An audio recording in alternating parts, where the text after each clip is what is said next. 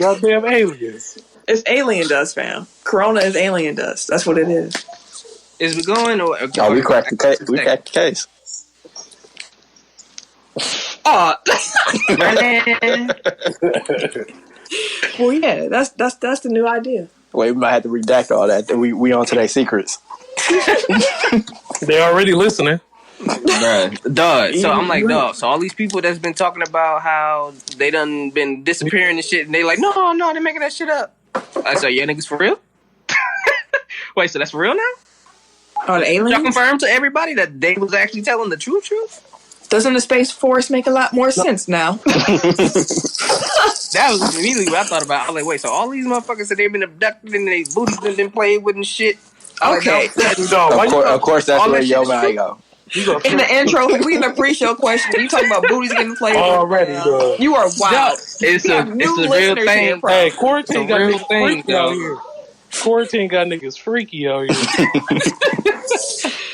Hey, you acting like that wasn't pre-quarantine, Tim. Wait, Oh, Ken. yeah. These are facts. Before we start the show, Tim said he got on that scarf because he wanted to match me. I'm trying to look like Camille.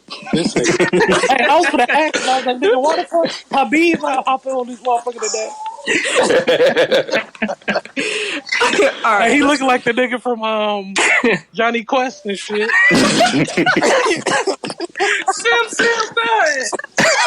Haji. Yeah, Haji, shit. That is hilarious. All right, I wouldn't say before we start. Oh, that's my name. My name is Sim Salabim. This show. We are not doing that's that. racist. Damn, this nigga Right. Sam today. Hey, on him. Jesus. Some chick thought that was my name for real a long time ago. You know what? We're going to start the show before you. A long time ago. You just all. He getting problematic. You on 10 now. We ain't even start.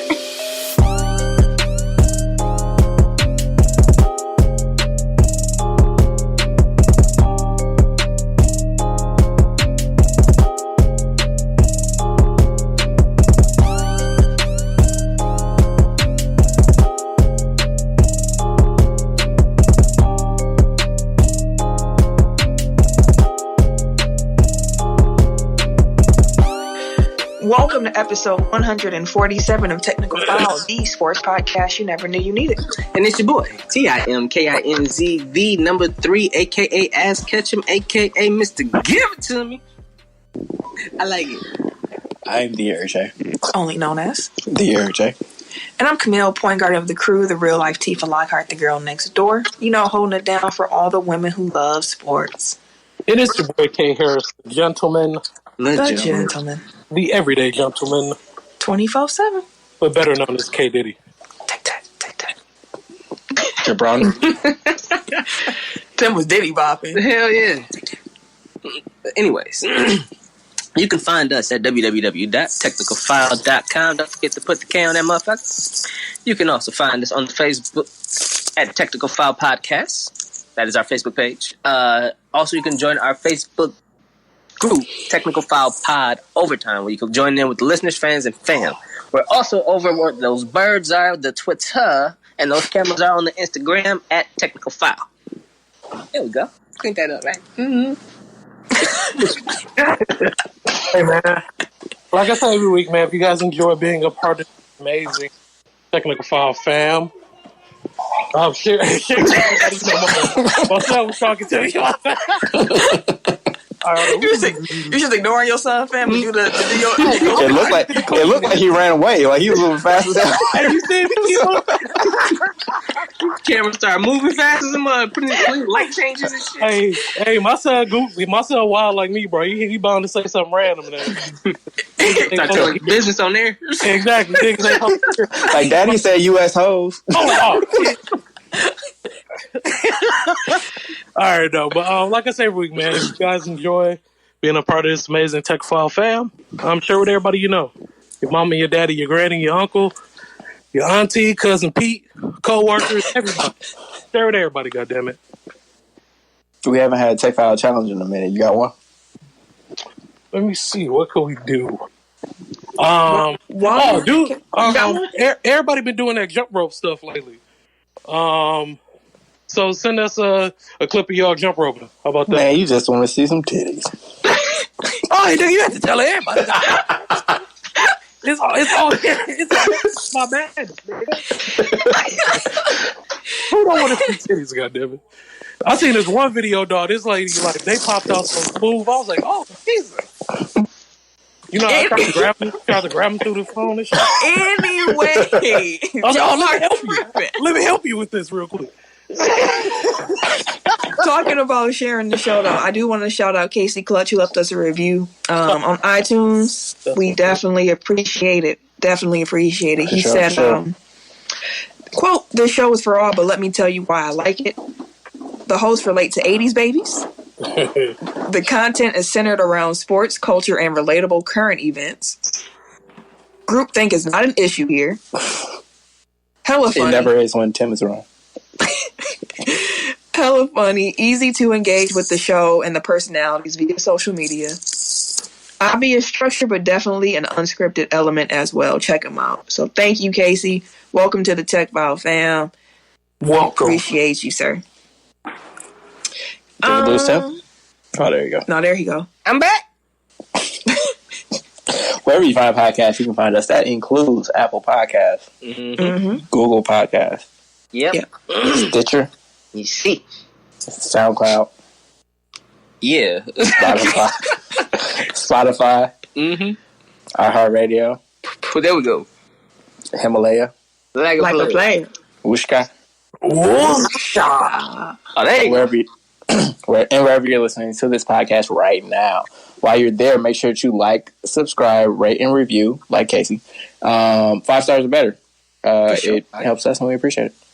Very much so. And you get shouted out on the show, apparently. Yeah. Shut up.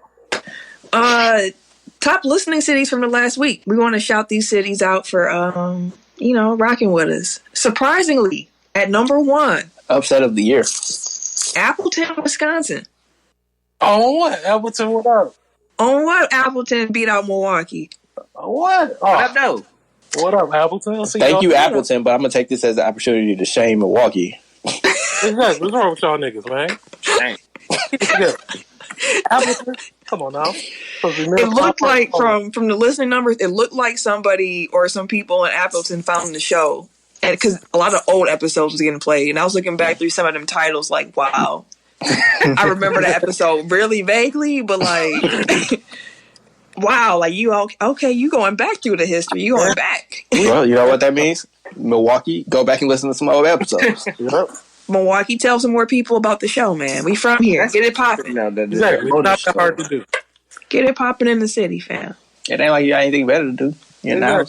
Like the Everest College commercials. Exactly. You don't got shit going with your life. You know what? That could be a Tech File challenge. Did we give him one already? What? What could be? I'm going to go back and listen to an older episode and then just screenshot it and send it to us. Yeah, there we go. That'll work. We got our Don't go too far back, though. Don't be going like number 1. Don't be doing that. Hey, we got to lock all that old shit up. Hey, the pilot's in the vault. The That pilot's in the vault. That We shit. might have to throw the first 5 in the vault with it too, but put them on Patreon. You got to pay for them. Anyways, top listening cities from the past week. 1 was Appleton, Wisconsin. 2, Milwaukee, Wisconsin. 3, Seattle, Washington. Shout out to Seattle. 4 was Jacksonville, Florida. Hey, what up? 5 was Madison, Wisconsin. Madison. A lot of Wisconsin love. Okay. Number 6 was Charlotte, North Carolina. What up, Charlotte? 7 was Minneapolis, Minnesota. They get going in Minnesota. Y'all stay showing love, man. Just like Minnesota always. Constant. Number 8, Chicago, Illinois. Okay, Charlotte. I just thought about Scruff McGruff when I said that. Scruff McGruff, Chicago, Illinois. 6065. 606. He act like he was from Chicago shit. Number 9 was Racine. So shout out to Racine, Wisconsin. And number 10 was Kenosha, Wisconsin. A lot of Wisconsin love this week. Shout out. I like that. That's your damn list. I like that. All right. Let's get into the topics of the week.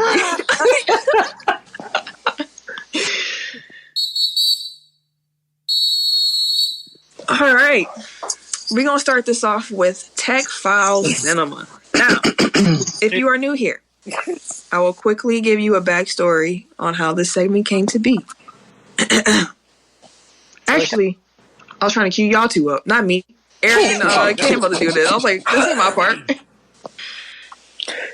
In a world. God damn it. Where there ain't shit else to do. Sports are gone, but Tech fans still need shit to talk about.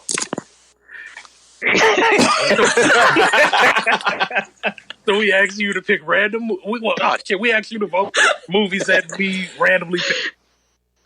That didn't even fit the cadence, fam.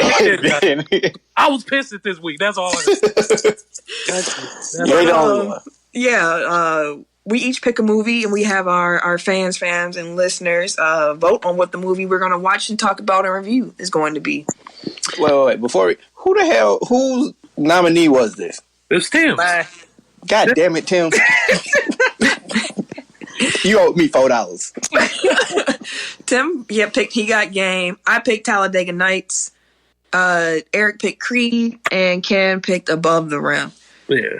Funny thing about the votes this week is that He Got Game and Talladega Nights tied for 1, while Creed and Above the Rim tied for 2. So we had to go to a tiebreaker. We went to our Facebook group. Shout out to the Tech File Overtime group. Shout out, fam. We had them vote, and that almost was a draw. And I was like, I swear, if it's another draw, but He Got Game ended up winning out. As you can hear from some of the disgruntled voices on this podcast, they're not happy. Some people aren't happy about that after watching the movie. Don't you all wish my movie won now? You could have been laughing at Will Ferrell talking about shake and bake. If I had a vote, I would have. That's true. That is true. Yeah. Shake and bake. So y'all didn't enjoy the movie? Not at all, sir. So not even a little bit. Let me get the backstory. If you're not familiar with He Got Game, it is a 1998 film starring Denzel Washington and Ray Allen. That sounds weird. It's about a basketball player's father who must try to convince him to go to a college so he can get a shorter sentence. I think that summed it up well. Yeah. Right there. Now, when's the last time that y'all saw this movie? Shit, years ago. Probably when it came out, type shit. Yeah, I was maybe like 2000 because I didn't go to the movies to see this shit, but it's like when it came on like DVD or whatever. Yeah. Or VHS, maybe. I think VHS was still popping in 2000, wasn't it? Shit, I don't know. Yeah, people still had them. They was fading out, but people still had them. I never saw it completely all the way through. Oh. So this was a new experience for me. I last watched this in undergrad, probably, so I graduated. Ooh, Lord Jesus. 2011 was a long, long time ago. But yeah, it's probably around that time when I last saw it. But I've seen this movie so much that I thought I remembered a lot of it. But no, there were definitely more titties than I remember. Hey, hella titties. No, I was like, dog, I don't quite remember Rick Fox introducing him to all of this. That's the only titties I remember was the Rick Fox introduced. Rick Fox was fine in this movie too. No, I remember Rosario Dawson's too. I didn't remember Rosario Dawson. I remember the 2 porn stars that they hired for the movie. Oh, the things in the room. Like those were the titties that Rick James gave 4 thumbs down. Wish he had more hands. I was like, bro, but no, for real. I was like, damn, I didn't realize it was this raunchy, dog.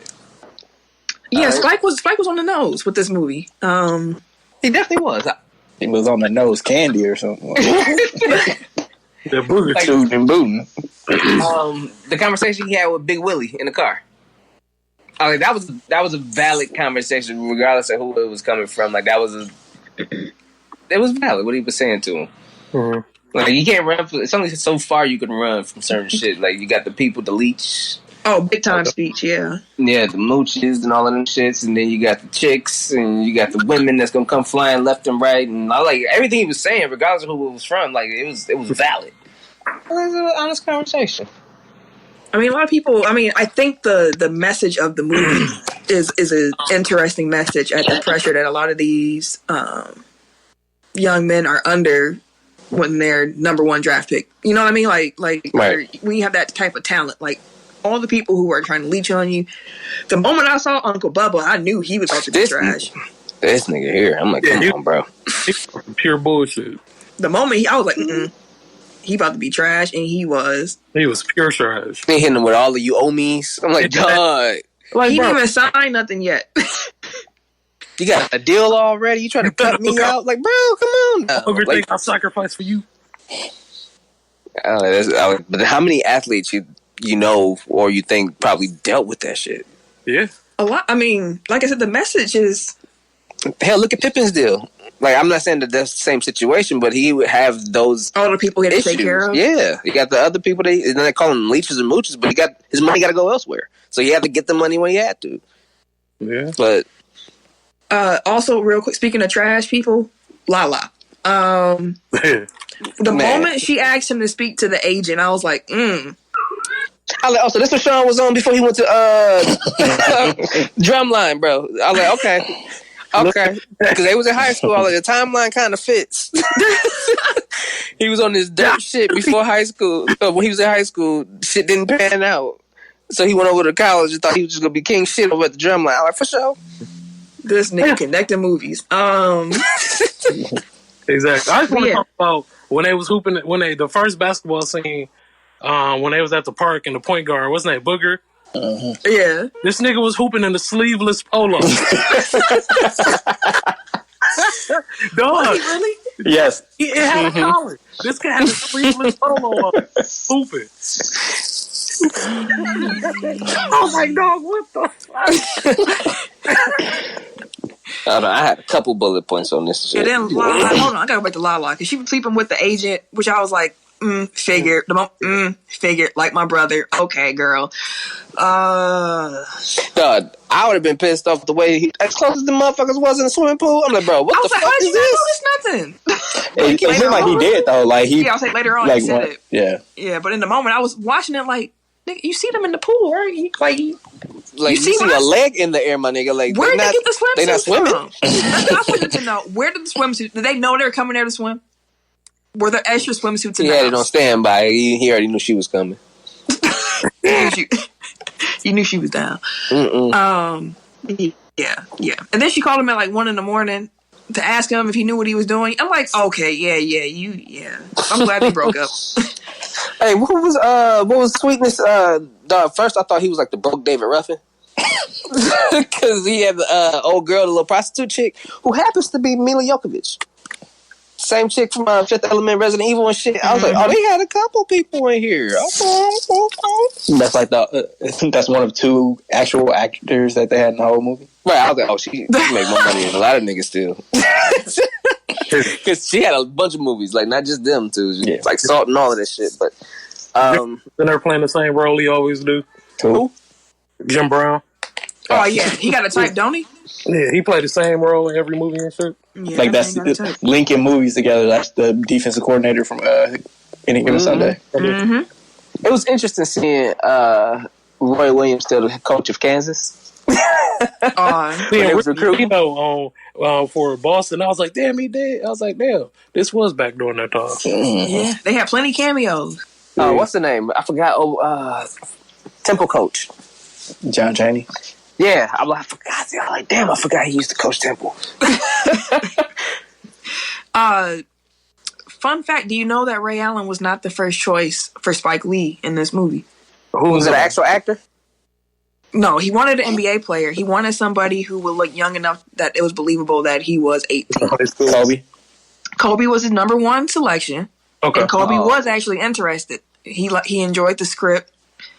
But that summer they were going to be filming that was right after his rookie year in the playoffs when he had them 4 air balls. And he was like, no, I'm not doing no movie this summer. I need to work.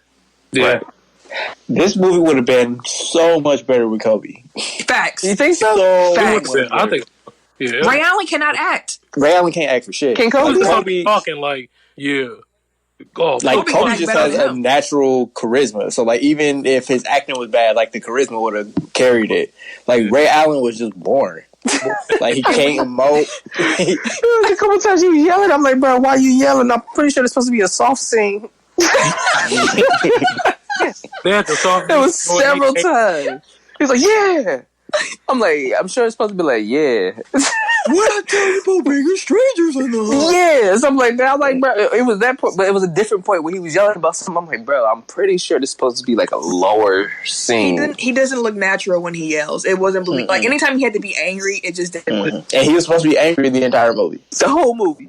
The whole damn movie. Only he got right was cussing. But for as bad as Ray Allen was, Denzel was excellent in this movie. He was. He was excellent. That was like the only redeeming quality of this movie is that Denzel was acting his ass off. Denzel made it decent. Like, he does so many little things. Like, when they let him back in the hotel or that little motel, and he's just sitting there opening the door, closing the door, opening, he just laughs to himself. Like, yeah, okay, I got. Like, I can open the door when I want to. Like, opening the window. Like, he's just a good actor. Like, he's a great actor. Yeah. And he was hooping a little bit. He had a little piece, little jumper. I think he played college basketball, if I remember correctly. Yeah, because his yep. His son played football. Mm-hmm. And that last one-on-one game with Ray against. Oh, that was offensive foul at the end. I'm like, damn, you gonna put your whole shoulder into him and run past him like this? You would call a charge in a one-on-one. I do want to point out, though, like, apparently the way that it was presented in the movie was out of order. The script called for Ray Allen's character to win, like, 11-0. Like, that's it. Just win. But they were playing for real. But they were playing for real when they wrote the ball. Yeah, Denzel got the ball. He scored. And Ray Allen kind of looked confused, like, wait, you ain't supposed to be... Like, this ain't what we was talking about in the script. And then Denzel was talking. He had that trash talk down. And Ray actually got mad. And then Ray went on a run. Like, it was 5-0, or I think 4-0 or 5-0 at one point, and then Ray Allen went on a run. And that was it. Like, he started playing, and then it was over. Yeah, so Denzel played guard at Fordham University. Under P.J. Carlissimo. Interesting. What? So the coach that Sprewell choked was his college coach. Okay, so Ken, you never answered my question, bro. I had it in the pre-show. You got to answer it now. What's your question, Tim? You got your liquor going one way. Your son threw your damn ball another way, and he took off a third direction. What are you chasing? I'm chasing my son. How long is it going to take you to make that decision? Immediately. Y'all live in a damn hood. At night. It looked like it's about midnight. My man still was pulling from the bottle, staring at the ball in the trees. His son about 6 blocks up. Then he finally puts the liquor down in the middle of the court and takes off. I'm like, why didn't you take the damn bottle with you? While he's complaining about the ball, he's still looking at running backwards. Yeah. Dog, he pulled from the bottle during the game while he was playing against the sun. So, like, was that supposed to be, like, so I have a question. So, like, were we supposed to think, like, he had a drinking problem, or like, I guess so, because they alluded to it, but he didn't really drink like that. Yeah, it could have been just a bad night. That's how I kind of took it, like, it was a... Because they never explained, like, why he was so aggressive and angry during that game with him. Yeah. I mean, they showed how he trained him, and he was always kind of hard on him. Yeah, but he wasn't, like, abusing him. So then maybe that's why, because maybe that's why they introduced the liquor into it, so that you could see, like, his intentions were good initially, to make him better, but, one night. And alcohol fueled him killing your mom? I just feel like a lot of stuff wasn't explained or, like, wasn't shown. Like, you don't have to necessarily tell me, like, oh, I have a drinking problem, and but, like, at least demonstrate it, like, make it clear. Could you forgive him? Knowing the situation, knowing what sparked it, could you forgive him? Like, if we were Ray Allen? Yeah, so during that drunken night, same night, he goes home. Also, I feel like he didn't do anything to earn his forgiveness. Like, I don't even know if he ever actually said, I'm sorry. Like, he did. He was like, didn't. I can't bring it back. I thought he said he's sorry in that same one. In that same sentence. Or the same sequence. I don't remember that part, but maybe he did. I don't know. But, he wasn't like, I don't know. It just doesn't feel like he did anything while he was out to really make amends for it. Like, he was just, like, out being, like, going for himself. Like, it was all about, like, getting Jesus to commit to the school. Pretty much. Yeah. But it goes back to that same point. That motherfuckers go low for they own selfish gain, dog. Yeah, we said that off air, but for sure. You bringing private conversations to the public, fam. You need to chill out. Give him a bell. Hey, it's a gym no matter what. Dude's cracking up. No, this movie made me angry. Like, as somebody that loves basketball, like, I hate everything about this movie. Like, it was just, aside from Denzel. Like, I hated that he had, like, music in every talking scene. Like, you got, like, loud-ass music playing. Like, that's not playing, like, in the scene. Like, it's just, like, you scored the movie to have it jazz music be playing over all the dialogue. Like, nobody Turn the treble could act. all the way up. The acting was bad. Like, if it wasn't, like, poor acting, then it was overacting by a bunch of, like, actual actors. Like, Spike was way too artsy. Like, it probably is. That's just, like, his movies always have overacting. Like, it's always, like, not like caricatures, but, like, they're like big for no reason. Yeah. Like, I watched the Netflix version. Well, my wife watched the Netflix version that She Gotta Have It. Yeah, same. And, like, I was watching that. I'm like, this, like, the dialogue just seems unnatural. Like, it's not anything that anybody has ever said, like, out loud. Like, it's not how people have conversations. Like, it's like if you wrote what you thinking? Like, if their dialogue was just a bunch of tweets from like a tweet stream. Like it was just, I was hate watching it by the end of it. Like, like, I kind of wanted the guard to shoot him at the end. Damn. This movie was terrible. Ken, you said you had something to say about how bad the movie was?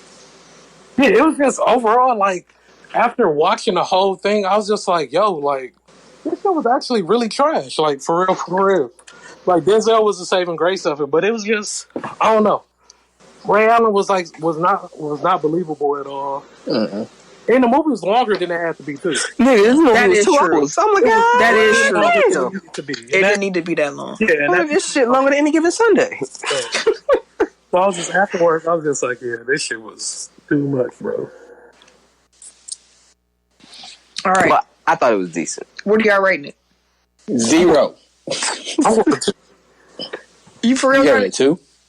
Yep. 0. Oh, that's really my score. It's on a scale from 1 to 5. Okay, 1. Lowest possible score. I don't ever want to see this movie ever again in life. Jeez Louise. I'm going to give it a 3. Hey, if you feel that way, you should watch this movie called In the Name of the King. I think it's the worst movie ever made in life. Then why don't I watch it? Starring Jason Statham. No, thank you. Sam, what's your rating? I value my time. Like, I'm mad I devoted like 2.5 hours to this. I'll give it a 2.5. Can we do half? You can do a half. 2 3/4 then. You know what? Wait, what did I rate? I rated any gave it a 2. Let me give it a 2. I'm gonna give it a 3.5. Well, A 3.5? No, I'm not. I'm gonna give it at a 3. You right. That was too gracious. I was thinking about Denzel. That's too gracious. Denzel I gave it 2 3/4. Denzel's 3/4. yeah, he the reason why it's a 2. Like, it's just his acting, because his storyline was kind of woo-woo too. Like, he made it come to life as best as you could. Mm-hmm. And he was really falling in love with a script. Yeah. hooker. You kissing her all in the mouth? No. I mean, he'd been locked up for 6.5 years. Like, All in the mouth. You just pulled it from the street. hey, You took it directly from the street to only the had crib. 7 days. You said, yeah. In the You mouth. only live once. wait, so the parole officer You ain't gave gonna live that him long. money to buy a hooker? Like, I'm pretty sure that's a crime. That y'all just allow. I mean, they framed them too. That was also illegal. They let the motherfucker walk for their own selfish gains. That was also illegal. All right. Yeah, like, he definitely did. So, like, okay, so question about the movie. So, like, did he ever get out? I don't think so. Don't know. I feel like they played him, fam. Yeah, they set him up and they had him all in the paper and all that shit. I doubt anybody could beat that case. They said you escaped for 7 days.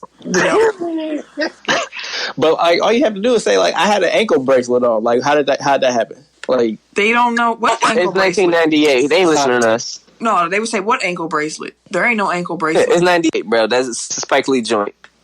I do feel like, though, like, once Jesus got to the league and got some money behind him, like he might have been able to do something for him. You would hope. I mean, in this universe, probably not, but in real life, maybe. You would hope. He still has some hate and resentment in his heart for that man too, though. I mean, he went to school because he wanted him to. Yeah. He was at state. And there was like nothing else about that made you think that he wanted to go to Big State. Like he ain't go visit him. He ain't talked to him. Well, he said they was top 10 beforehand. Yeah, when he asked him about it. So they was on the map. On the list. That's why they ain't established the school. The overall rating from Tech File on He Got Game is pretty much a 2. I'm gonna round down. It's a 2. That's way too high. It's a 2.125. Way too high. He said way too high. The NFL draft took place over 3 days, April 23rd, 25th. And that was on ESPN, NFL Network, and ABC. This was the most watched draft in NFL history. They had 55 million viewers tune in over those 3 days, and that's up 35% from last year's numbers. So people was watching. That's the most I've watched the NFL draft in some years. Yeah. Well, if you think about it, like normal years. Well, not some years. I watched it. In normal years, the NBA playoffs are going on. Like baseball is either started or about to start. Like they usually have a lot of competition. Like now they're literally the only thing on TV. Yeah, like I normally watch the first round and that's it. And I follow the rest like on Twitter. Like, and they did not fail to deliver either. No, they didn't. I really did like how it was a lot of like the personal, like how personal it was for the players themselves. Because a lot of times, like some of the people that was there, they probably wouldn't have been able to make it to New York. They probably went, or Vegas, to be there in the green room with them and things like that. Like a lot of the restricted areas and space or the flights that people can't make, they opened their houses up to the people that they wanted the closest. So I thought that was dope. That was funny to me though, because like a couple of different people were trying to like hide like how many people they actually had in their house. Like I saw one dad like push it, like motioning for people to stay off camera. Like I think one of the wide receivers, it might have been Jerry Jeudy. Like he had a whole room that was like, sectioned off, and you could see like people moving around in the background. I told Sam like 2 minutes into it. I was like, it's gonna be a lot of people trying to get their 5 minutes of fame. You watch, like literally, like 2 to 3 minutes into it. What you saying that? Let's talk about the houses and stuff we saw. Mostly the coaches' houses. The war rooms, homes. There's only one that was immaculate, and one was boring as fuck. Whose was immaculate, Tim? Cliff. Everybody who? Dog house. Cliff Kingsbury has gotten some lucrative contracts. And it shows, because his house is cold. That house cost like $4.5 million. That's actually like not that much for what he got. That's a great deal. His house is dope. That shit was beautiful. I mean, my man Jerry Jones was on the yacht though. Oh, the show was in. I'm like, dude, what kind of safe room is he in? Hey, he's super safe. He in the middle of the ocean. I was like, bro, he ain't had nobody. That's why he really was gonna make sure nobody. And you can't knock up on the door. You can't pull up. Hey, Jerry, we should probably drive. Nah, catch me in the middle of the ocean. I bet you Jerry been on that yacht since we've been in lockdown. He's like probably like touching me. Probably. Like he would have went to Mars if he could. Well, we know somebody could pick him up and take him. Yeah. Shit, wild, bro.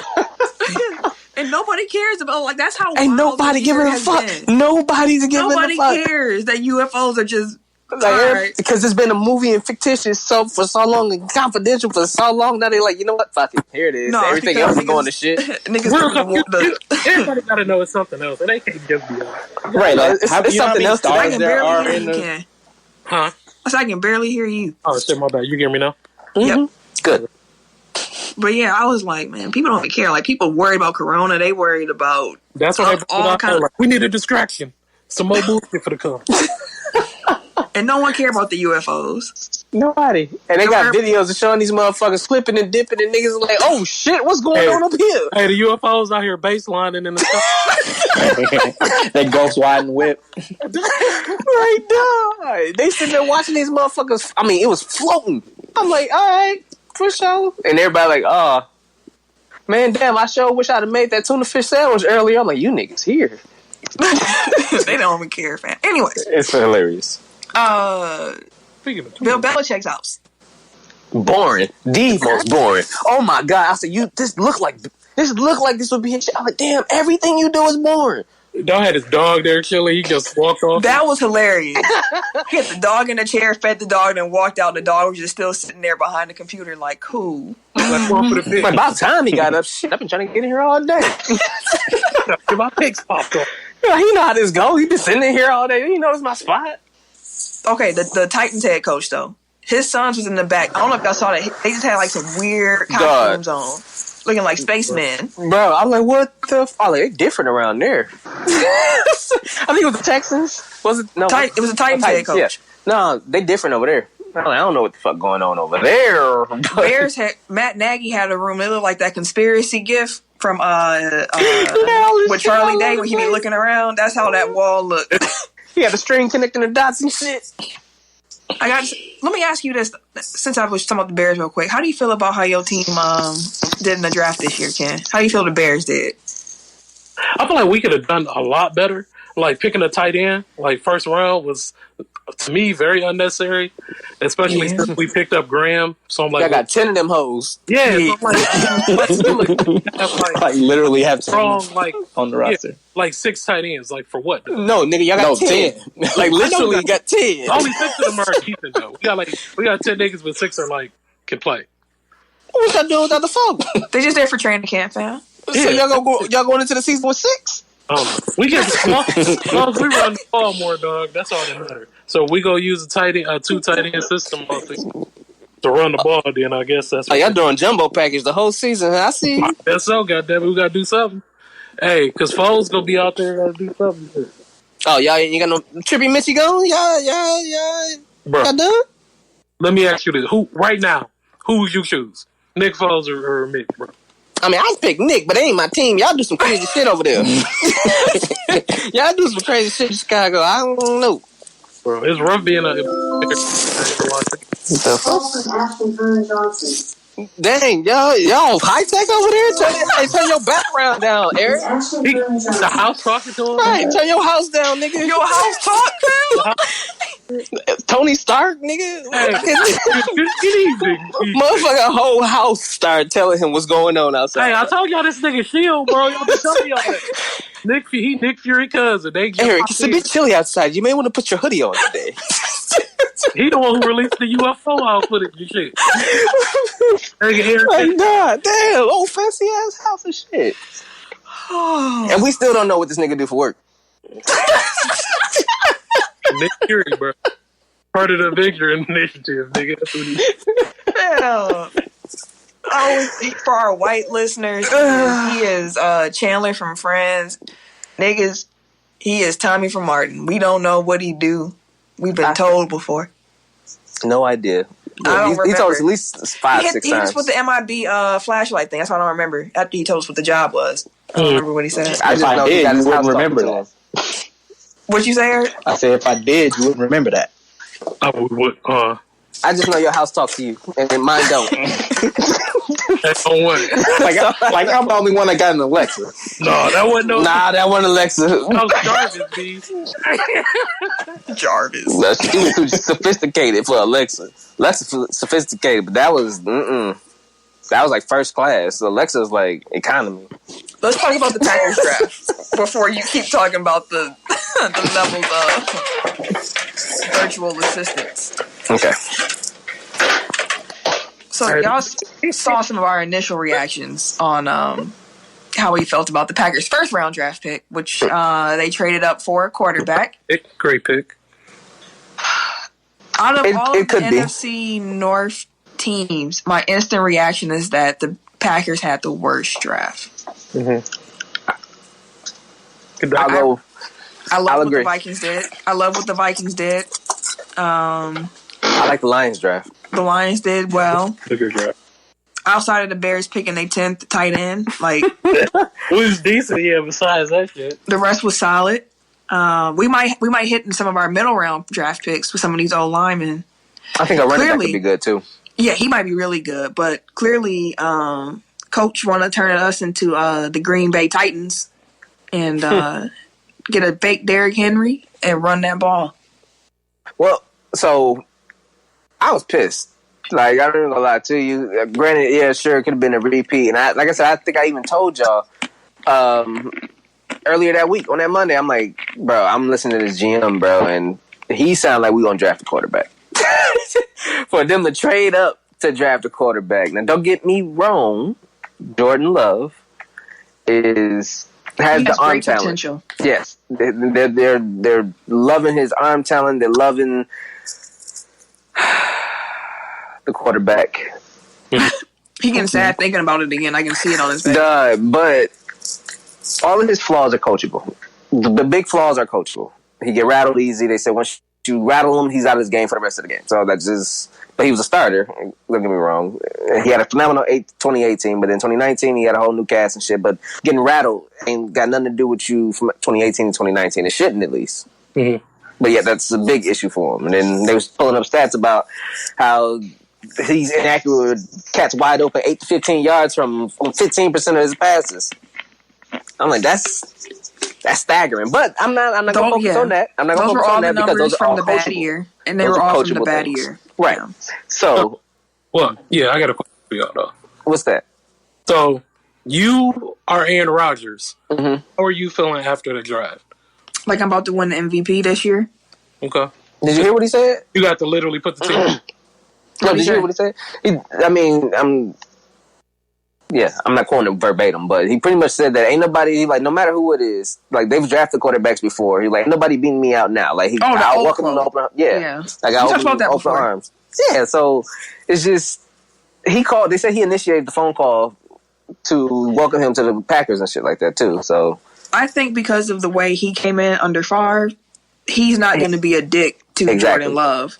But he's also not about to let Jordan Love take his job. Exactly. So he'll teach him, but he's like, you're not going to beat me. He's like, I hope but you're not going to beat me. And like, I hear you. It's just, we were one game away from the Super Bowl. Not just like, oh man, we could have possibly went to the 49ers and possibly beat them. If we would have drafted a linebacker we did draft the inside linebacker in the later rounds, but you Patrick think of Queen first round talent. Was there where you traded up. Right. You think of, so the difference between first round talent and everybody else outside of maybe a high second round talent is that the level of their talent, like their elite skill sets are higher than some of the guys that's later. Yeah, some guys bust their ass and they make a living out of it. And they become superstars. They become great players. But these players that are in the higher ends of the draft, they've produced at this high level. They've shown this elite capability of certain things. So you expect that when you want a first round pick, you expect to get an elite receiver with elite speed, with elite catching ability, with elite route running coming in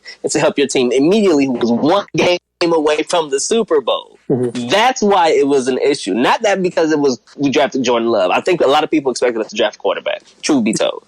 At some point in the draft. Right. I said it on the show last week. Like, I don't mind drafting the quarterback, but don't trade up and give up an asset. Mm-hmm. But the argument is, if that's your guy. And apparently they tried to trade with the Vikings. Like, they even called the neighbor next door, like, hey, bro, I know we don't fuck with each other, but y'all, you want to trade? Well, they both, the Packers also wanted the wide receiver the Vikings drafted. So that was part of why the Vikings were like, no, you're not coming up here. Like what you thought. But like the Packers fell for a smokescreen because they heard a team behind them or in front of them possibly wanted to draft Love. The Colts, so the Colts were trying to move up. Mm-hmm. So they moved up. And then we find out that the Colts didn't even make no calls. No, but they drafted a guy in like the 5th round. No, they drafted in the 2nd. Mm-hmm. Was the quarterback in the 2nd? I thought they got From. The Colts got Jonathan Taylor in the 2nd too. They traded up to get him too. Oh no, yeah. No, the running back. I thought you was talking about they wanted Love. That's what the rumor was, but like, right. And they ended up drafting a quarterback in the later rounds is what I was saying. Oh, I got you. I was talking about the 2nd round. Yeah, I think they drafted Jacob Fromm from Georgia. I think so. He said he gonna come in there and fight, so he ain't letting Phillips sit. No, Jacob Eason. Eason, that's right. There you go. But he said he gonna come in and try to compete. So let me ask y'all this, because I'm not heavily invested, so it was all funny to me. Like, isn't conventional wisdom to trust your board? So if the Packers board always fell to the point where, like, no wide receiver was even close to the top, like, aren't you supposed to take who's available there? And if they have Love with like a top 10 grade, and he falls to 25 or wherever they drafted him at. 24. Okay.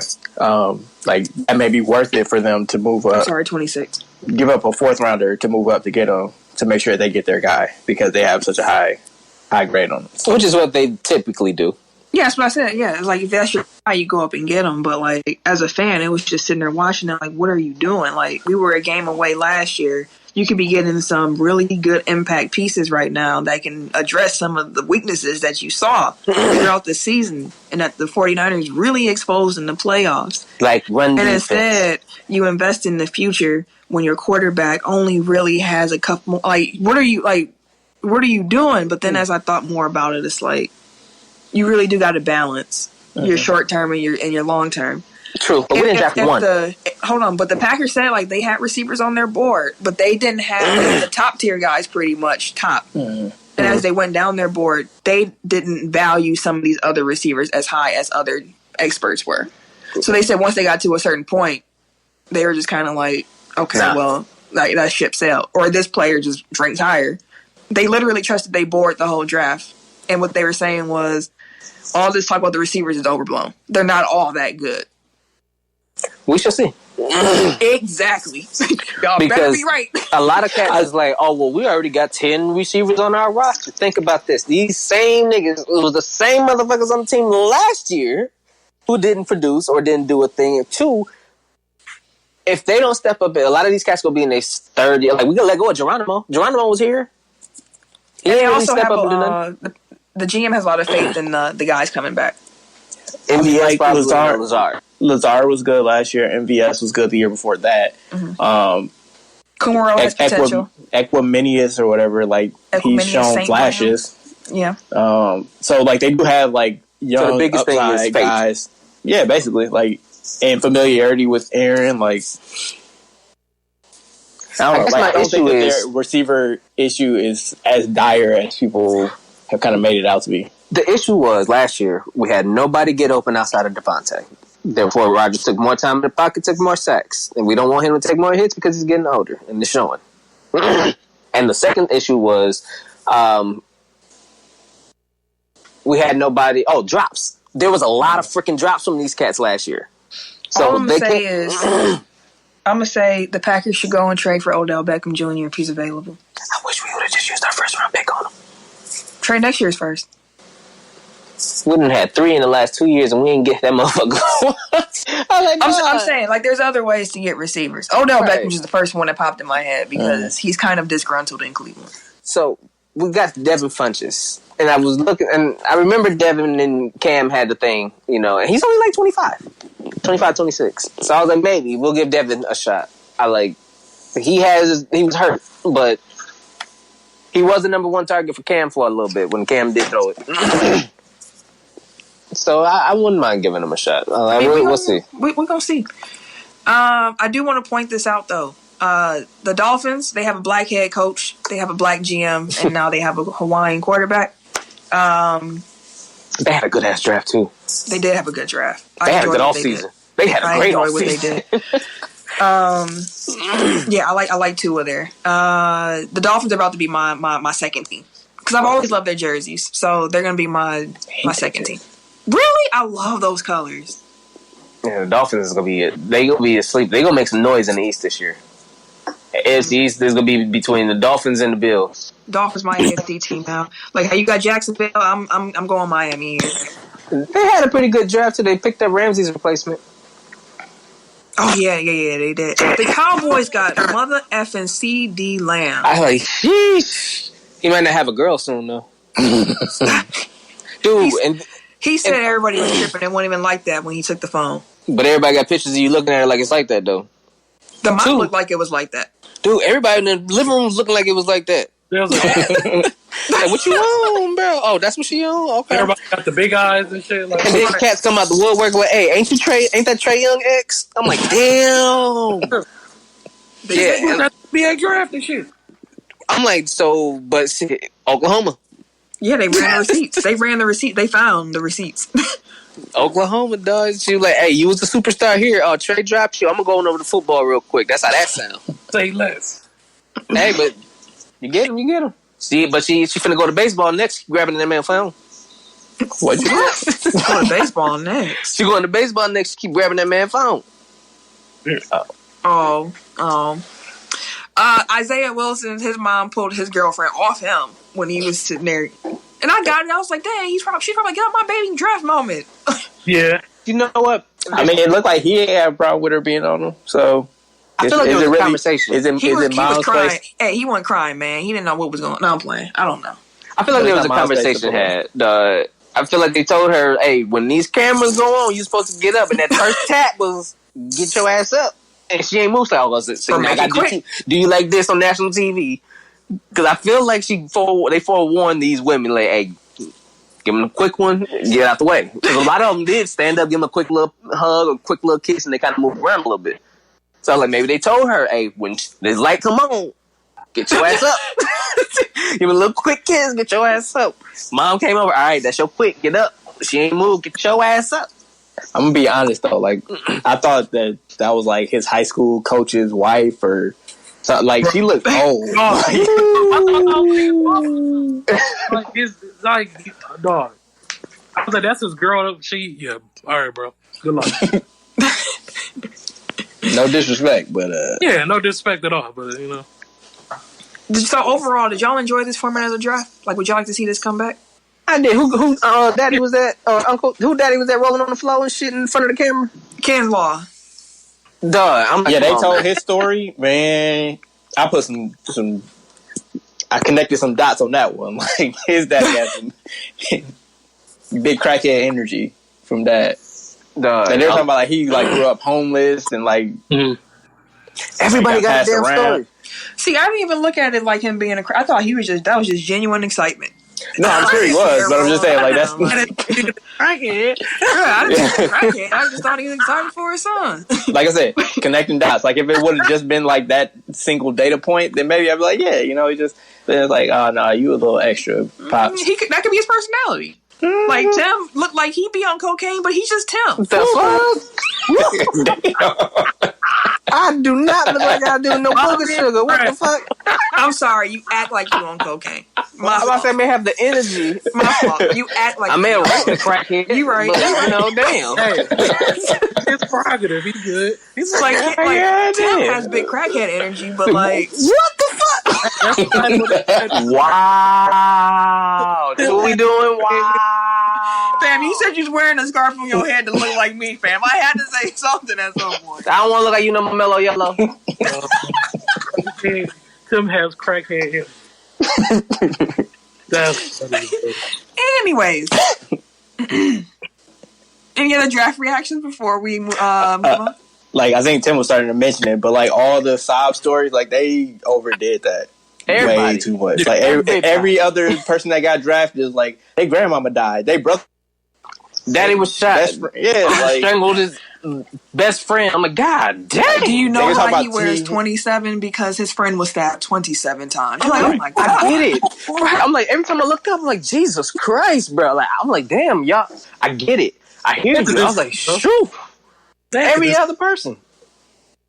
Like, they need to learn moderation. Like, I get it, you know, like, it makes you root for these guys and it gives you a little bit of backstory, but like, know your audience, man. Like, read the room. We came here to get rid of the sadness. Yeah, and they also they were doing too much Corona stuff too. I was like, fam, is this a telethon or is this a draft? What's the draft-thon? Like, what? Is this a telethon?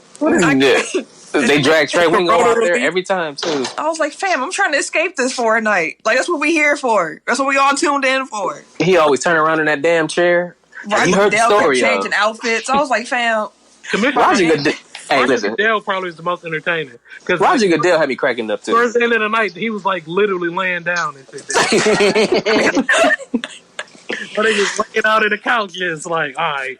So he was talking shit to the fans. That had me cracking up. He was like, "Come on, you guys are supposed to be the super fans." If they have to do this next year, like they need a host. Like, yeah, that'd actually be cracking though. Like a host for their drafts, like instead of the commissioners. Like the commissioner can still be up there, shake their hands and all that shit. But like, if you got like Jamie Foxx or somebody to host it, you know they gonna mess around and get Kevin Hart. Dog, did you see the room that they had? They had the little draft rooms. The draftathon stuff. Dog, this shit looked like it was shaking. I hadn't seen a little clip of them talking to Russell Wilson in there and shit. Yeah, he threw a hot one at Tom Brady. Ooh, what Tom Brady was in there joking around too. Yeah, like Tom Brady was like talking shit too, and then like big shit. Actually, yeah, it was Tom Brady that was on the hot ones. Like Russ just jabbed him back. I don't remember. It was just like quick back and forth. Like it wasn't malicious or anything. Like they were just joking with it. It was one of those like, damn, Tom, where that come from? And then Russ hit him with the, walking in the wrong people's houses and shit. And I think Kevin Hart was in there. Michael Strahan was in there. Of course, Kevin Hart was in there. Kevin Hart was in every room. Deion Sanders was in there. Damn, all they do is Father Time, and Deion been kicking it. Good Lord, bro. I like to have primetime hosts. There you go. Primetime, my dude, he goes. What about Michael Irvin? Speaking of back, you beat me to it, King. You beat me to it. No, we can't hear you. Well, you muted. Muted like a motherfucker. Dang, I had a great point too. You was over there talking your ass off. Oh my god! I said that nigga Michael Irvin fell asleep on national TV, and I saw it. He was big sleep. Someone definitely woke him up. His head popped up like, oh wait, huh? Oh, he was geeked when they got CD though. Man, he was. It was a great. It was a great. It was a great. You can see Mike McCarthy's getting his way. He's probably ecstatic. Like, I get to draft wide receivers in the first round. I could never do this in Green Bay. Ever. No, that year that we could have drafted Michael Crabtree, we ended up drafting, I think, B.J. Raji and then Clay Matthews. That was a great draft. B.J. Raji. Tim, can you run through these NFL transactions and what Percy Harvin trying to do? I don't know why he's trying to come back. Hold on. I know why he's trying to come back, but...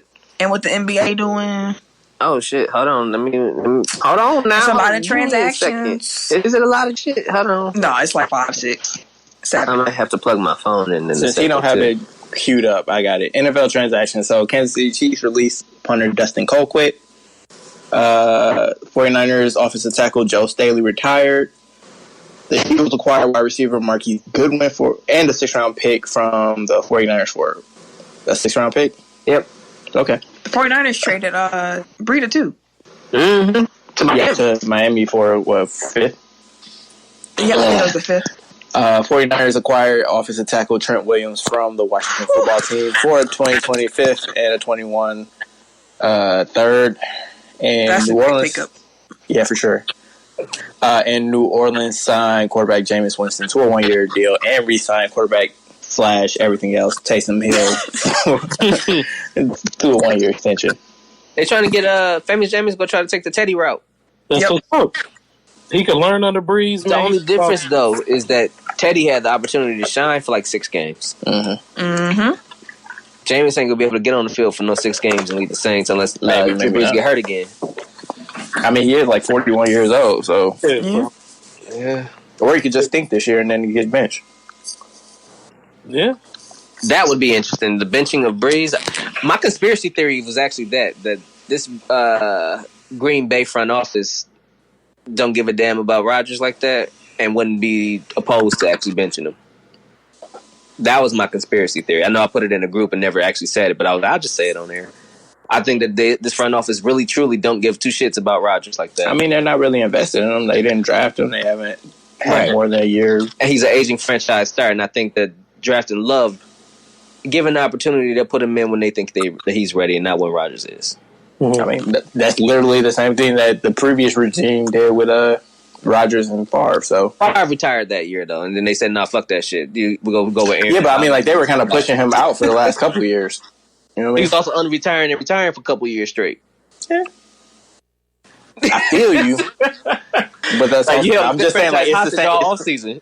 It's the same situation. It's just it's slightly different. Anyway, 31-year-old Percy Harvin is eyeing a comeback, and he last played in 2016, which is a long ass time ago. Yeah, he was out because of migraines. Like he stayed with migraines and concussions and shit. Like, well, I mean, maybe he found something that treats it, and he had an anxiety disorder. I hear you, bro. Like he said, he got the itch again, but at 31, Didn't the Packers like try trading for him or something at some point? Probably when he was with Seattle. I think so. Because he went over to Minnesota. He was doing this thing too. Minnesota. So the Chicago Bulls hired former Philadelphia assistant general manager Mark Eversley to become the team's general manager. Eversley is from Canada, but he is the first black GM in Bulls history. Hey. Hey, out here. He's African Canadian, huh? Yeah. Hey. WWE has reportedly released former UFC champion Cain Velasquez. It was noted on the last episode of Wrestling Observer Radio that Cain was signed to a giant contract and was cut after not being used since WWE Crown Jewel in October of 2019. That's the Saudi show. He was under a multi-year deal with WWE. So What a waste. One and done. Yeah, and I seen a tweet earlier that I liked because it was like they pretty much wasted Kofi's title reign to squash him for Brock Lesnar to face Kane for that shit to happen. That's it. That's the only reason why they did that to Kofi. For Brock to go with Kane, and then that shit just didn't happen.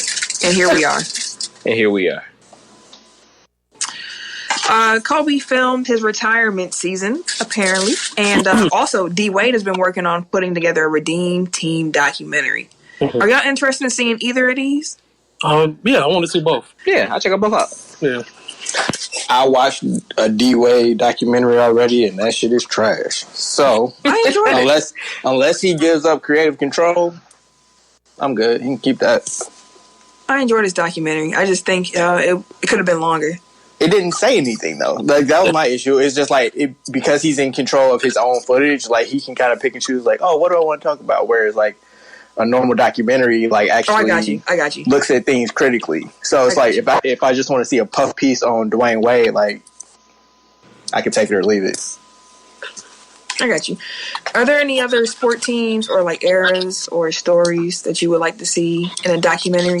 Kind of like how we got The Last Dance going, which we're going to talk about when we come back from the radio. Sure, give me the 2001 Milwaukee Bucks. Oh, that George Karl blew up? Mm-hmm. The whole behind the scenes, why the hell George Karl blew us up, all that shit. Yeah, how we got screwed in the Eastern Conference Finals because they wanted to see Iverson and Kobe. Yeah, all of that. All of that. I don't want to see it now, but like 10 years from now, I want to see like the Warriors. I was about to say the Warriors dynasty. Like once everybody is retired and free to talk.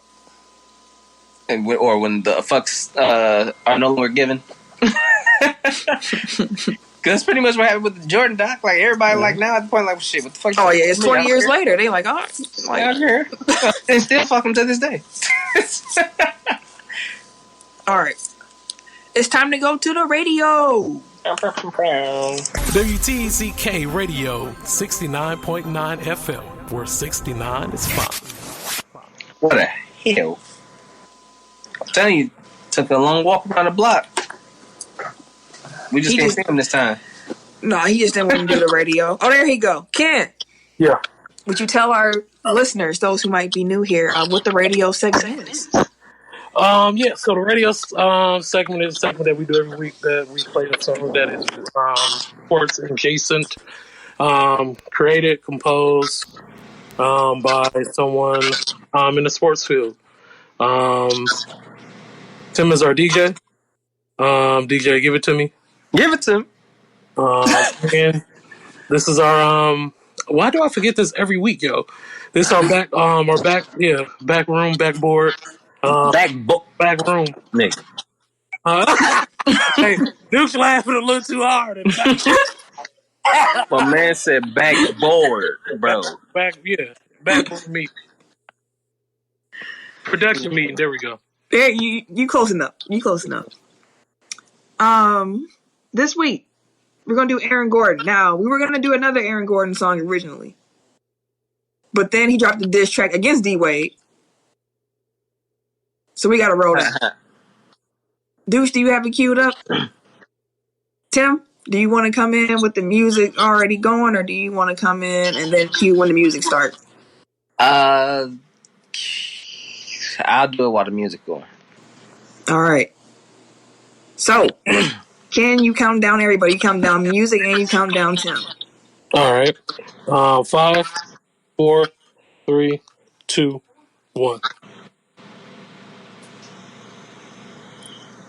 Tim? Shit. WTECK Radio 69.9 with 69 is fine. DJ such and such. I was gonna say give it to me, but we got Eric Gordon saying fuck him out here with 9 out of 10. Go ahead and talk to him. 9 out of 10, got you playing pretend. 9 out of 10, here we go again. 9 out of 10, could've bought the fam a Benz. 9 out of 10, are you making amends? 9 out of 10, probably lost an M. That shit ain't nothing, man, let it sink in. Used to hoop in your Converse so comfortably. Knew one day I'd be good and you'd come for me. Didn't know it would make me this hungry. Looking at your judgment and everyone's wondering. Brought the heat to Windy City, did you see the damn coat? Saw you in the hallway, you stay young and put on a show. Didn't know that's the code, but you're about to get rolled. Even Adam Silver told me I deserve the gold. Didn't get the trophy, but I got something to hold. Jeez. My soul. Big shit, treat me as a villain. Now he jumped over the biggest dude in the building. God willing, the best and the nice feeling. I believe it. See you, young OG, I thought you saw the same to me. Legend in my city, promise I'ma make. This could have been a tweet, man. You could have got off some tweets. It would have been way more entertaining. I mean, music's pretty entertaining. He did the whole diss song. Bored in the house, in the house, bored in the house. That's what this sounds like. Queen Latifah said we do it for the fans. Showed these scars and she said she understands. Still trying to jump shack. Oh shit, my bad. Been cool since Uncle Drew, so bygones we get past them. Let me set the record. I would tell him to turn his house down again, but then he probably would. I thought I was muted, my bad.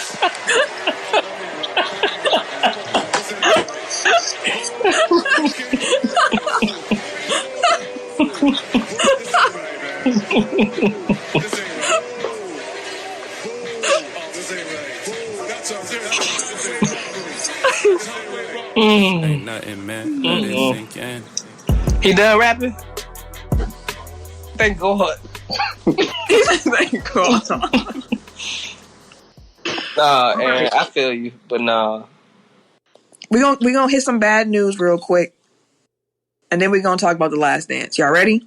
For sure. Real quick. Velveteen Dream, he was trending worldwide on social media after a screenshot was posted to Reddit. Alleged to be a direct message exchange he had with an underage fan on Instagram. The exchange allegedly had Dream sending a photo of his private parts to the fan and asking for a photo in return. The speculation was that Dream had been hacked. Now, Dream tweeted about this recently. He said, quote, "Be assured I did not communicate inappropriately with anyone. A private photo of mine was shared without my consent or knowledge, and I am working with a third party to look into this matter." Yeah, I'm hoping that that's the case, bro, because when I seen that shit, I was like, no. Yeah, but he's going to keep allegedly. So, Alleged. You work that out. You did that shit, fuck him, to the end of time. Yeah. Oreo star Trey Mancini? Trey Mancini. He announced that he has stage 3 colon cancer. He started chemo, and the treatment will take 6 months. He was actually one of the few bright spots for the Orioles last season when he hit 291, and he had 35 home runs and 97 RBIs. So the rest of them is trash. Everybody on that team. Oh shit. Woo, but yeah, I hope Godspeed. Yeah, I hope you heal up, man. Cancer is the worst. Yeah. He said that if they had a 2020 season, it'd probably be without him. I'm like, damn, that sucks, bro. Mm. Okay. Last Dance. Episodes 3 and 4 aired this past Sunday on ESPN and ESPN2. Once again, ESPN was the unedited version of the show. Last bounce. What were your key takeaways from 3 and 4? Tim, can you turn your volume down a little bit? That is not I. That's not you? Who volume is that? Not me. I got Machine Boss. I'm not listening to nothing. Oh, but I couldn't see you. I thought you was doing something else. Oh no. Oh, Dude, what? Try to follow along. read it. Read it. Read it. Okay. Can't face. I was like, wait, it's not. I was like, you are eating what? Hey, we cool. We ain't that cool. No. I don't never want you to be that comfortable about it. Nah. You think he did Dennis Rodman on the pod? Yeah, Tim definitely D-Rob. Listen, I be chilling, dog. I don't know why y'all be trying to put me out here like that. I be chilling most of the time. I don't be doing nothing. Damn, so far on this episode, you've been called a crackhead and Dennis Rodman. Bruh, ain't they one and the same? And they both fit. Hey, Hey, same. What was you same? No, don't do that talking about D-Rob, bro. take a pill, be good in 3 days. Hey, remember he was on what's the name ass for a second. What's this? Not Lil Uzi. The other one. Young Thug? No. Had a country song. Lil Xanax. Lil Nas X. You said Lil Xanax? You old, man. Hell yeah. But remember Dennis Rodman was on his ass on Twitter? Yeah, literally. It was gross.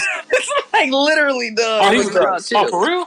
Yes, like call him like scrumptious and shit. Talking about he was good to eat and shit. Like he was wilding, bro. It was gross. Jesus Christ. Like, Anyway. wow. Episode 3 was all about Dennis Rodman pretty much, and then 4 focused more on Phil. Anything surprise y'all? What y'all take away from what we saw? One, I didn't know Dennis Rodman almost took Penny out. He almost killed that man, bro. You mean himself? No. Dennis Rodman had that play on Scottie Pippen. Oh, are you talking about? Okay, when you said Penny. I said Penny. Yeah, I know. My bad. Oh, that's what Pippen. I was like, damn, I ain't know that was Dennis. But it's wild how Phil was able to kind of rein him in, so to speak, by letting him be himself. Yeah. Like, that's why I think that Phil Jackson's kind of underrated as a coach. Like, his X's and O's are what they are. Like, everybody talks about the triangle, but like in reality, it's like his management of personalities and superb people as individuals. Yeah, that's why he's the Zen master. Yeah, like it's not just like letting people be themselves. Like even when he was at the Lakers, like he kind of knew what buttons to push with Shaq and what buttons to push with Kobe, and he knew like when it was kind of self-destructive and when it was actually like beneficial to the team. So. And then letting Rodman go to Vegas 48 hours. I was like, oh, good 48-hour vacation? I was like, good Lord, he ain't never coming back. I was with They never actually said how long he was gone, though. He was gone for 48. They just said over 48. It was just past 48 hours that they had to go get him. He ended up coming back. So when they gave him episode 4 and it's like Michael went to go get him, Michael didn't go to Vegas. Rodman was already back in Chicago. Oh, he just was late to practice. Rodman had got back from his vacation and didn't plan to come to work because he wanted a staycation. Oh. And Michael was kind of like, no, this got to stop. So then he went to his apartment and dragged him out. Not as funny as the idea of Michael Jordan going to Vegas and finding Rodman, but yeah, he didn't do all that. Somebody said Jordan let him go because he had Rodman put some bets in for him. He probably did. It's wild that one of Rodman's downward spirals was the fact that Scottie Pippen actually came back from being hurt, though. Mm-hmm. That was interesting. Yeah. I was like, damn. So he really was hurt. Yeah. He wasn't the number 2 no more. He likes feeling needed. If you watched his 30 for 30, which was one of the more sadder ones I've ever seen, it delves more into how he acts and his mentality. Like, it all makes sense. But it's just like, it's it wild. does seem like that suicide attempt or possible attempt like that. Like that was kind of like the turning point for him. He was kind of more subdued before that, and then he started doing the dyeing the hair. But it's funny, like how stuff was so radical then, it's just like super normal now. And like, oh man, he went out and got a bunch of tattoos and a bunch of piercings and dyed his hair. He was, you know, doing supermodels. And it's like, that's just Kyle Kuzma. Like, but he was a tenacious rebounder, like crazy defender. Led the league in rebounding multiple times. Averaging like 14, 15, 16 a damn game, bro. 6'7". Wild. Listed at 6'7". Wild. Playing four. He actually studied misses. That was dope. I thought that was dope as shit. I'm like, that makes sense. Let me not study how you make the shot. Let me study how you miss the shot, because I'm just gonna make sure that I grab that motherfucker. Yeah. Like, maybe he put all his effort and time into defense and rebounding, and you know I appreciated that shit for sure. I like, man, so they're studying this crap like that. Like, okay, I fuck with it, dog. Like, they was shit. That squad had him. Phil Jackson was on acid. This thing, bro. Phil was a trip. Phil always been cooler than the other side of a pillow. Yeah, it was good. I mean, I enjoyed it. Some people are thinking the pacing's too slow, but it's 10 episodes. I was gonna say it's 10 episodes. Like, what did you? It's 10 episodes for one season. Like, what did you expect? One complaint that I did see was some people were confused with them bouncing around with the timeline, though. No, that's a criticism I heard that I can understand. Some people do not like how much it keeps bouncing, and I get it. It confused me, like towards the end of episode 3 or 4, when they showed the clip of Dennis Rodman and Scottie Pippen. I was like, damn, how did we end up here? Yeah, you gotta I mean, it does show you, like, when they go back in time and when they go forward. Like, right, they tell you exactly, like, if you listen and actually paying attention, like, it does follow, but I could get, for some people who are just kind of jumping into it and not necessarily knowing, where they were like, oh, well, I thought we were doing if you look down for a second and you missed that they went somewhere, you might come back in confused. Yeah. Well, like, if you didn't see, like, you was on Twitter or something, you look back up and you're like, wait, where are we at? Why are we talking about this? I know you was people have a short attention span nowadays, but it doesn't seem that, like, to me, it doesn't seem that unnatural to kind of to follow along what's going on. But I'm not difficult. Yeah, either it's difficult to follow along with, or they just simply don't like that film style.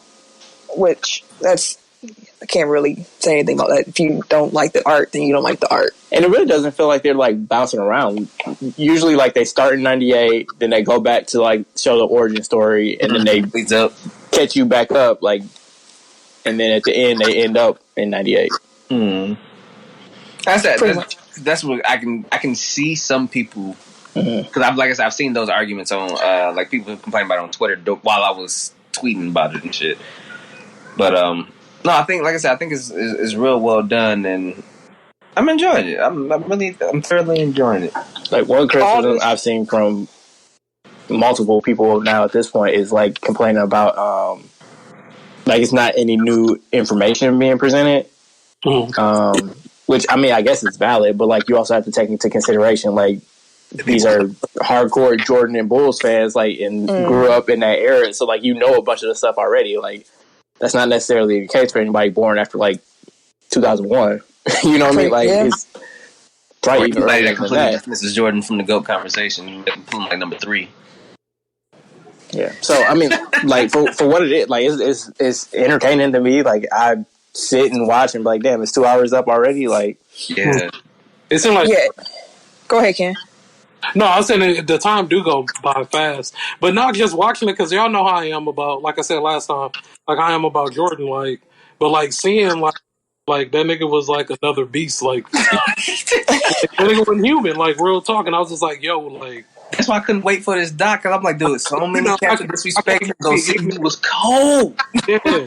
I can't be ignorant to the fact that there was a Michael Jordan before Kobe, and the reason why Kobe was Michael Jordan. Well, you'll get to see your passion and shit this weekend. Oh yeah, I'm ready for that. You already know I was ready. You meet Kobe this weekend. Kobe, goddammit. I'm ready to get to the point where parts where Jordan was scared to show. Like, when he's talking about, oh, you people gonna hate me after this. Like, I feel like it's been pretty tame so far. Like, I want to get to fighting teammates and cussing people out. Which will probably be like episode 7 through 10. Right, when they finally get to the season that we came here for. Yeah, but it's definitely been enjoyable though. Camille, how hard was you dancing the party, man? Did you get up and start jiggling? Damn. The moment I heard, I was like, Prince! Clap my hands together, got up like Gina on Martin. Yeah, man, he was hooping during those 3 years. What's the name was coaching him? Doug Collins. Yeah, Doug Collins. He was hooping. I forgot Doug Collins used to look like that. Oh, what? Because every time I see it, I was like, dog, that is not Doug Collins yet. Dang. So that's not him. That's not how he looks. And he loved Doug too. But shit, Doug was like, hey, give it to Will. Right. Give it to Will. That's why Mike loved him. I don't blame him. I get it. It wasn't a bad idea initially. Also, crazy how much some of these Bulls players still hate the Pistons. Yeah, like to this day. Because people discount. I mean, I can't talk. No, I said Isaiah Thomas was on there today talking crazy on ESPN about the documentary. He was saying that it was jaded. He was like, he said the reason why the Bulls won that many championships was because of him and because of them. What? Oh. He said they would have I guess they would have never three-peated the second time if it wasn't for them. Now, the first 3P, I might give him a little bit of credit for. The second one, like you was way gone. Right. So, yeah. But I will say, like, I feel like people... Go ahead.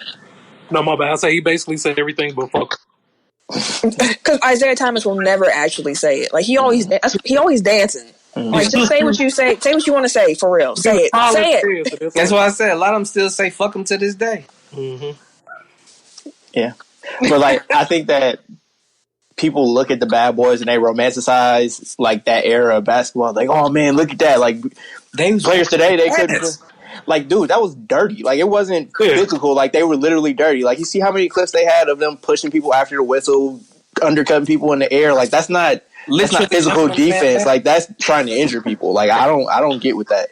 And people love it because we've talked about this before. You don't have any bloodthirst, so like you don't like combat sports, but people love that, and they liked having that edge on the basketball court. So to them, if it's within the bounds of playing sports, like sure, like I don't necessarily like it, but I at least understand it. Like I can't respect going past the whistle. You know what I mean? Like if you're in a sanctioned boxing match, that's different than fist fighting somebody on the street.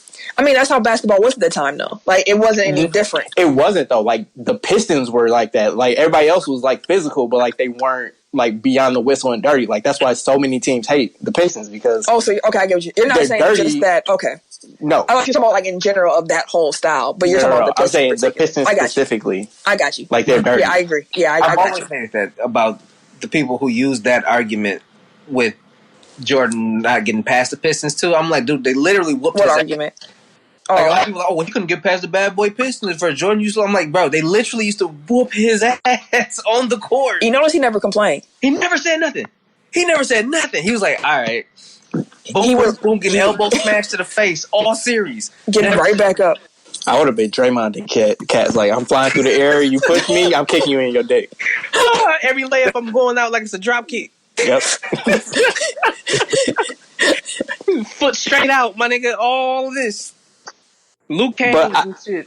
I do think, like, one thing that a dot that I connected watching this, like, I feel like it's Jordan that kind of blew up the whole, oh, they didn't shake my hand. Like, that's just another way for him to kind of, like, gloat on them. Yeah, I also didn't know the Celtics did that to Detroit the year before. Like, I had no idea, because I never hear about it. Mm-hmm. Mm.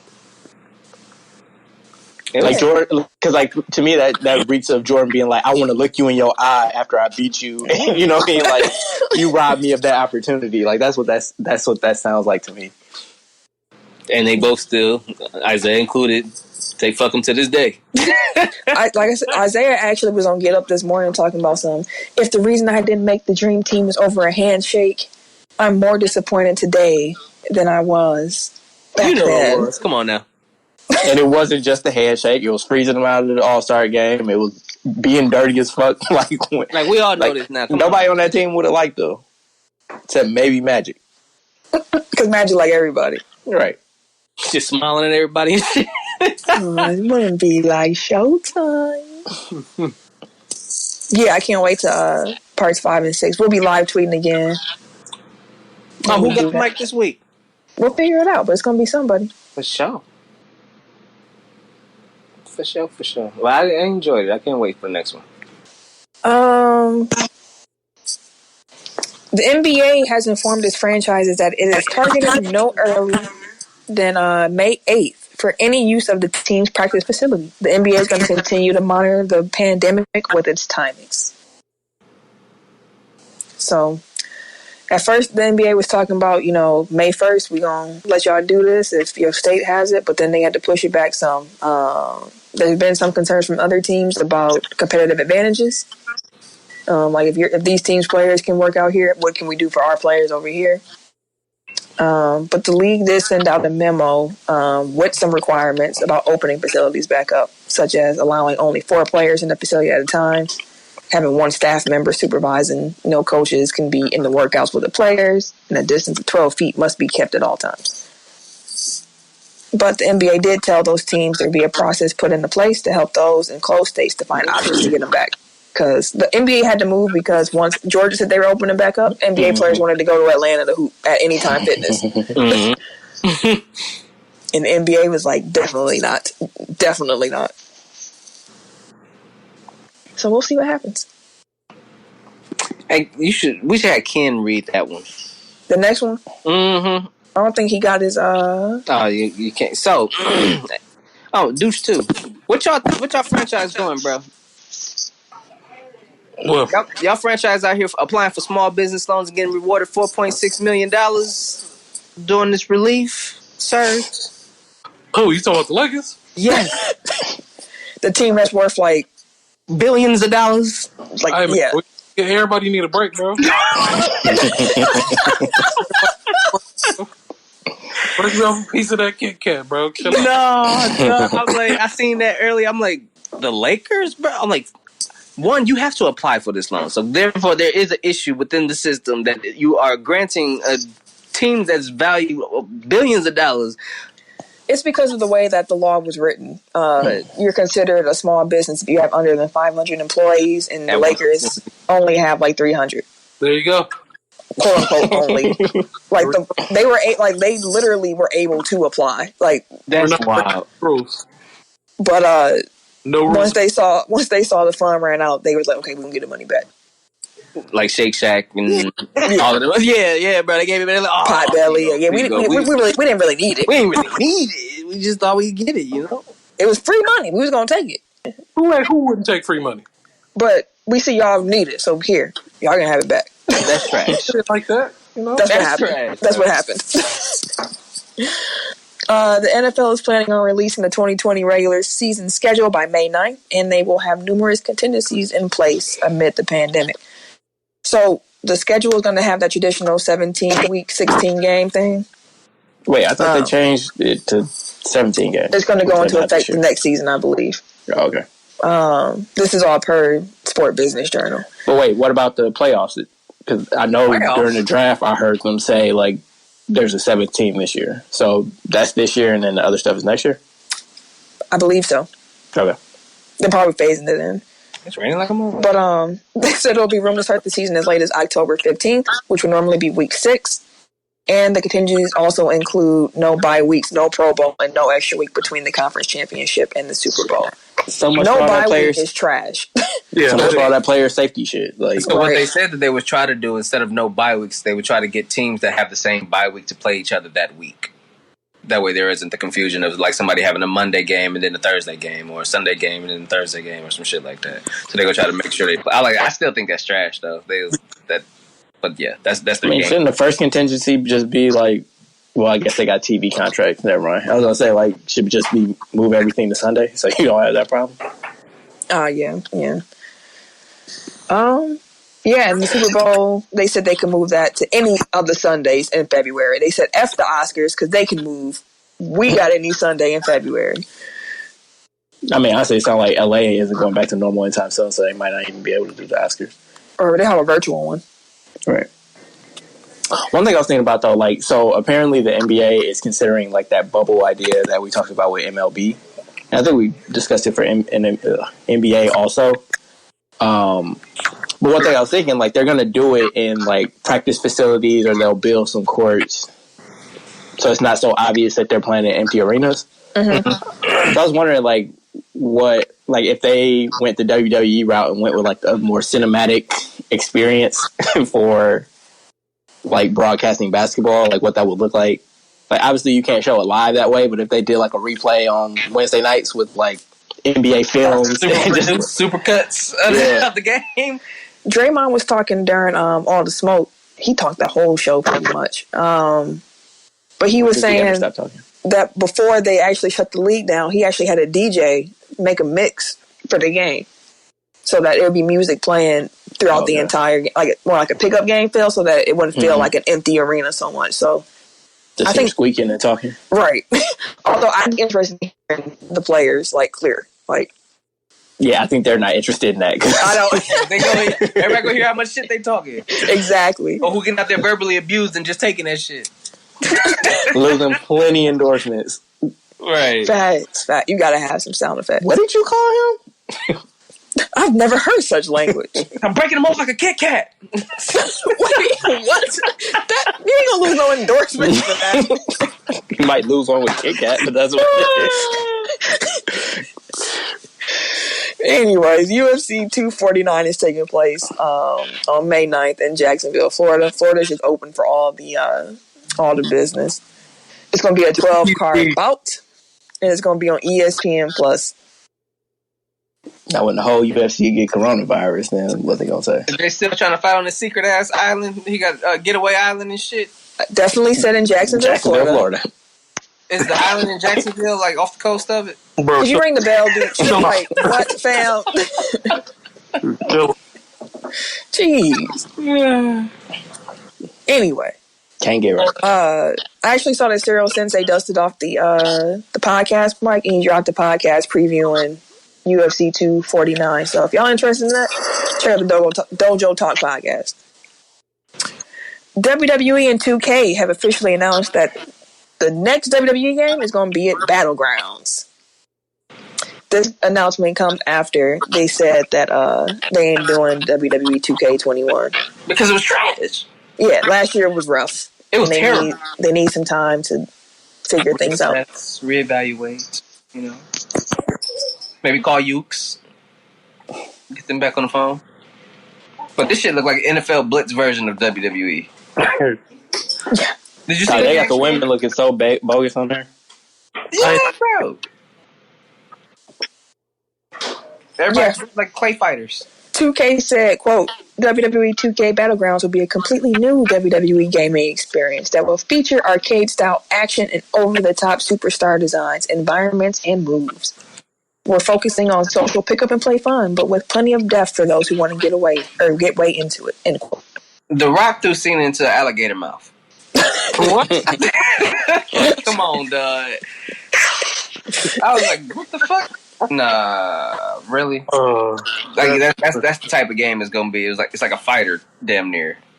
Pretty much. That's funny, dog. Nah, nah. But it's not for our demographic. It's not for our age range. What? It looks fun as crap. I definitely want to play it. I don't. It looks like it's. That look way more fun than what they've been putting out. Got boo boo. Ken, which one would you rather play? And you actually got WWE 20. I bought 20 because it was only $20, and I played it probably for 2 days, and I was like, this shit got me. Mm-hmm.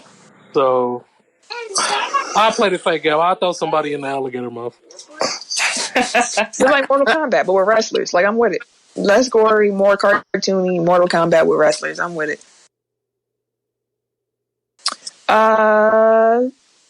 FIFA got some stuff going on, Tim. Oh yeah, so I'm gonna leave the rest of the show in your hands, fam. Oh shit, that's a lot. Anyway, it ain't that much. So FIFA's proposed allowing teams to make up to 5 substitutions per match to help cope with the return to action after the coronavirus pandemic. Teams will be afforded only 3 slots, plus the halftime break during the match to make the changes, and a bid to avoid stoppages. So pretty much what happens during a regular soccer game is that you can make a sub at any time, but you only get 3 subs the entire game. So 90 Who punching the mic? Plus you got stoppage time. Never mind, keep going. So you got a 90-minute game plus the stoppage time at the end of both the halves, and then you got the halftime break, of course. So what they're proposing is that they give teams to allow for like a lot of fixtures are probably going to be like compressed and back to back. So now instead of 3, they're going to give you 3 different points where you can make substitutions on top of the halftime break, but they'll give you 5 subs a game. That way it gives you the ability to rotate in fresher players because you're going to be playing more games back to back. It's just a proposal, though. But they think that more than likely it might go through. But that's not a bad proposal. It's a fair trade-off because if you're worried about the players' safety and health and stuff like that, granted, they could give them more practice time, but instead, if they're going to push the season, they're giving them the chance to allow them to rest them more by giving them more players to substitute. Matt Kenseth. Remember our boy Kyle Larson out here spitting all kind of racial slurs? Matt Kenseth will unretire to replace Kyle Larson at the Chip Ganassi Racing for the remainder of 2020. So Kenseth already he was a prior champ before, 2003 Cup Series champ, and he's a 2-time Daytona 500 winner. His last Cup Series race was in 2018. So, I mean, I think Kenseth's name rings a bell for a lot of people, for even just like common NASCAR drivers, especially here because he's from Wisconsin. Yeah, so that'd be cool. The 3 Ball brothers, Lonzo, Jello, and Mello. Hey, have signed with Rock Nation Sports. My niggas, that's what's up. Okay. What's that? Goes out here. I see y'all. 5-star prospect is it Dyson Nix? Sure. Okay, Dyson Nix has decommitted from UCLA and plans to sign in the NBA G League. So, what I seen earlier about that was that he really kind of messing up UCLA's plans because they were considered a top 10 team with him signing with them, but now that he's not, that kind of throws a wrench in their plan and their class and all of that good stuff. Tough break. Get your money, young man. Right. So that's all I said. I think I said that last week, didn't I? Like, will this G League thing kind of mess up what the NCAA got going on? Or what? Like, we said wouldn't mess it up we talked about it last week. Not in the total. Not in the grand scheme of things, but like they may miss some elite prospects. But people are still going to watch because they're loyal to the school, not to the players. Right. Yeah. And players are still going to go to college because not everybody is a top 10 recruit. Yep. Fair enough. That's all, right? That's it. That's all. Any blow the whistle this week? Nope. Tech Top 5 then. 5, 4, 3, 2, 1. Tech Top 5. Last week's Tech Top 5 was biggest retirement comebacks. I don't recall seeing a poll. I don't either. Ken, was there a poll? No, it was not. No, I forgot. Okay. This week, best NBA players who didn't play college ball. So they didn't go to the NCAA, but, they're great in the league. What order are we going? Are we going in regular tech order or are we going reverse tech order? We can go reverse. Oh, reverse. I'm trying to take initiative 3 weeks in a row. Okay, I see you. Get my shit off. At 5, I have Dwight Howard. 4, T-Mac. 3, Kevin Garnett. 2, LeBron. 1, Kobe. All right. I got 5, Tracy McGrady. 4, Dirk Nowitzki. 3, Kevin Garnett. 2, Kobe Bryant. And 1, LeBron James. 5 have got Giannis Antetokounmpo. 4, Dirk Nowitzki. 3, Kevin Garnett. 2, Kobe Bryant. 1, LeBron James.